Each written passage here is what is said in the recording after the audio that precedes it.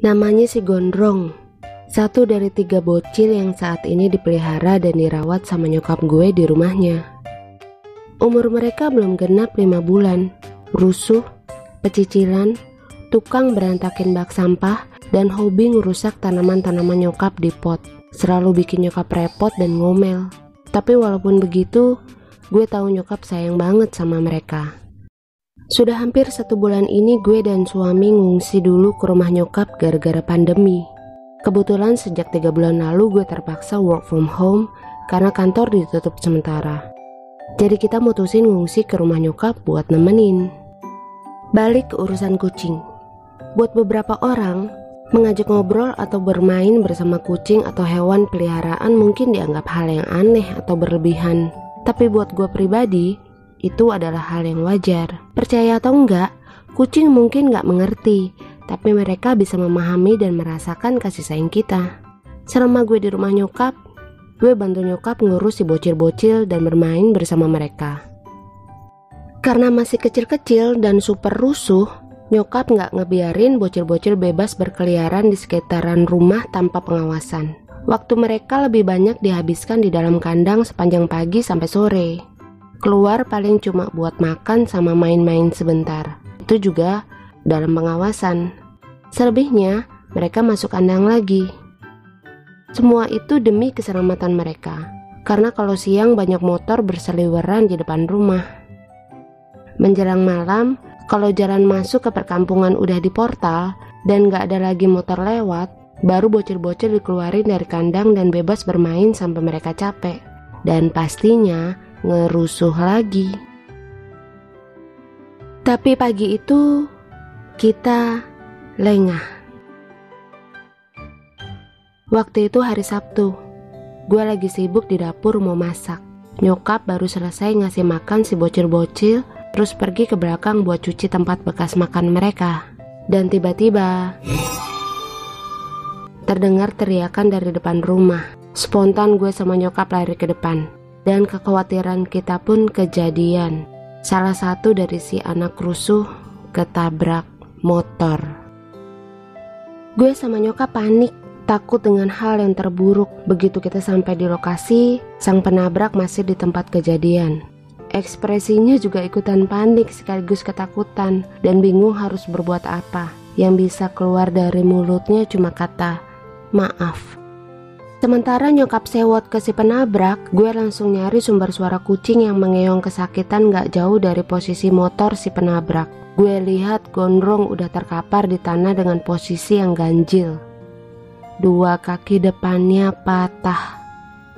Salah satunya bahkan nyaris hancur dan mengeluarkan darah. Bahkan tulangnya yang patah sampai mencuat keluar di kulitnya yang robek. Kaki gue lemes dan gemeteran. Gue udah gak peduliin lagi si penabrak dan langsung gendong si Gondrong masuk ke dalam rumah. Karena panik dan cuma ada gue sama nyokap di rumah pagi itu, kita bingung harus berbuat apa buat nolongin si Gondrong yang terus mengeong-ngeong kesakitan. Gue cuma bisa nahan nangis dan berusaha kuat ngelihat kondisi kedua kaki depan si Gondrong yang udah terjuntai patah dan remuk. Tanpa berpikir panjang dan tahu tindakan yang gue lakukan bener atau enggak, gue minta bantuan nyokap buat pegangin si Gondrong yang terus meronta-ronta kesakitan. Terus gue periksa dari ujung kepala sampai buntut. Alhamdulillah gak ada yang luka selain kedua kaki depannya yang patah dan hancur. Masih dengan keadaan bingung dan panik, gue berusaha tenangin si Gondrong yang pastinya tanpa hasil. Dia masih meronta dan berusaha melepaskan diri. Pastinya juga syok dan ketakutan. Ya jelas aja, gue sendiri gak bisa ngebayangin gimana rasanya kaki patah dan hancur. Apalagi untuk ukuran kucing, si Gondrong ini usianya kan masih bocah. Mau kita bawa ke klinik hewan, tapi bingung.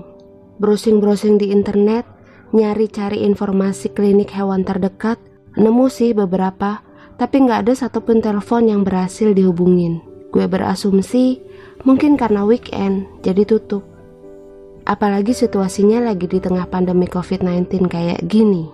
Hampir putus asa, akhirnya gue sama nyokap memberanikan diri ambil tindakan.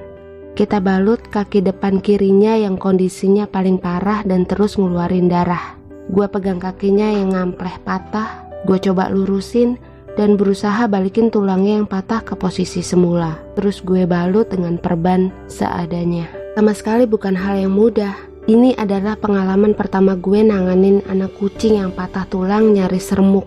Membalut kakinya dengan kondisi kucing masih sadar, bener-bener pengalaman yang gak bakalan mau gue ulangin lagi. Setelah bersusah payah dan penuh perjuangan, akhirnya gue sama nyokap berhasil balut kaki si Gondrong. Sebagai imbalannya, Gondrong menghadiahkan gue cakaran dan gigitan.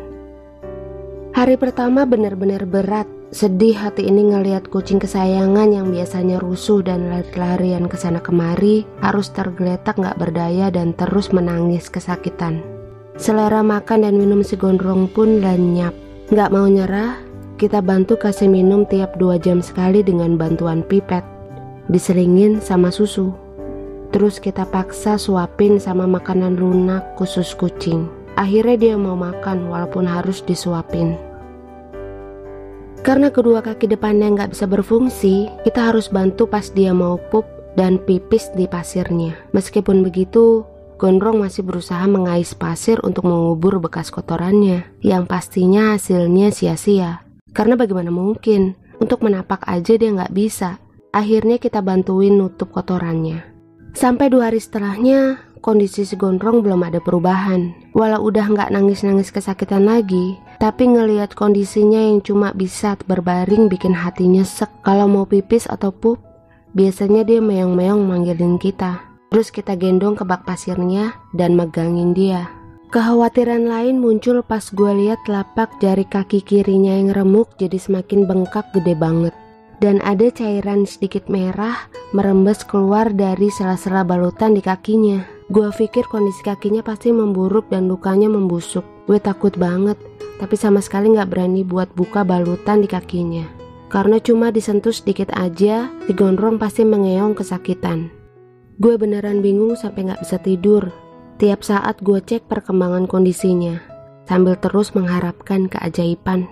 Dan yang bikin hati makin miris, Gondrong cuma bisa berbaring gak berdaya sambil merhatiin saudara-saudaranya yang bermain dan bercanda kesana kemari. Padahal waktu masih sehat, Gondrong itu paling rusuh di antara teman-temannya yang lain.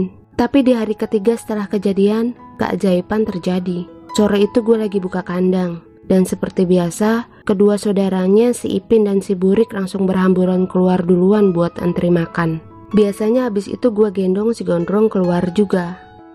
Tapi karena si Ipin dan Burik rusuh gak ketulungan, akhirnya gue ribet ngurusin makan mereka duluan. Dan gue biarin si Gondrong tetap di kandang dengan pintu masih kebuka. Pikiran gue, toh si Gondrong gak bakalan berani keluar karena belum bisa jalan. Lagian jarak antara kandang dengan lantai lumayan tinggi. Gak mungkin dia berani loncat keluar.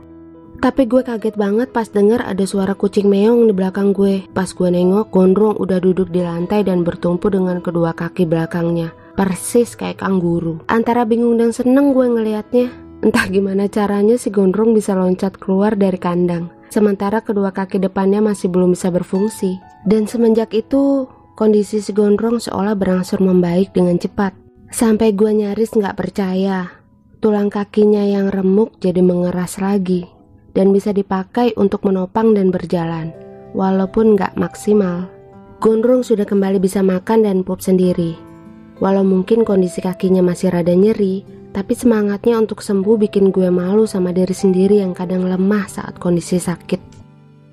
Hari kelima setelah kejadian, gue beraniin diri buat buka perbannya, sambil harap-harap cemas, takut kalau ternyata lukanya membusuk. Tapi alhamdulillah ternyata enggak. Lukanya bahkan kering dan menutup sempurna. Bahkan tulangnya yang mencuat patah keluar sudah kembali ke asalnya. Walau bentuknya enggak sempurna lagi, tapi bisa kembali berfungsi dan digerakkan.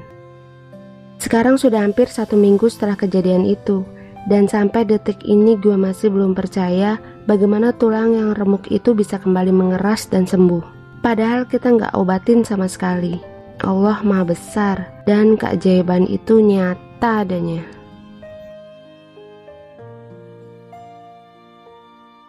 Kalau waktu itu kita sempat bawa ke dokter hewan, kemungkinan kaki si Gondrong udah diamputasi. Mungkin. Cara-caranya mungkin udah gak bisa sempurna lagi kayak dulu. Dan mungkin Gondrong gak akan bisa bebas loncat-loncatan lagi, manjat-manjat, dan ngerusakin tanaman-tanaman nyokap. Tapi apapun itu, nyokap dan gue udah cukup bersyukur. Akhirnya Gondrong si anak rusuh bisa pulih kembali. Dan semoga kejadian mengerikan seperti ini gak akan menimpa bocil-bocil gue lagi, dan juga bocil-bocil dan kucing di luaran sana. Amin. Gondrong, makasih ya udah ngajarin gue sesuatu tentang arti semangat kesembuhan yang sesungguhnya. Sehat-sehat terus ya Gondrong, Sipin, Burik, dan emaknya yang gak bertanggung jawab si Item. Walaupun kadang bikin sebel sama emaknya yang kerjaannya kawin terus, tapi mau gimana lagi? Kita semua tetap sayang kok. Terima kasih buat semua teman-teman yang sudah berkenan mampir. Senang bisa berbagi cerita, walaupun kali ini ceritanya kurang menyenangkan, tapi seenggaknya ada pelajaran yang bisa diambil dari seekor kucing rusuh. Sampai jumpa di cerita misteri berikutnya, dan jika berkenan, teman-teman bisa bantu support channel aku ini dengan cara share, like, and subscribe. Jangan lupa dipencet tombol loncengnya ya. Dadah!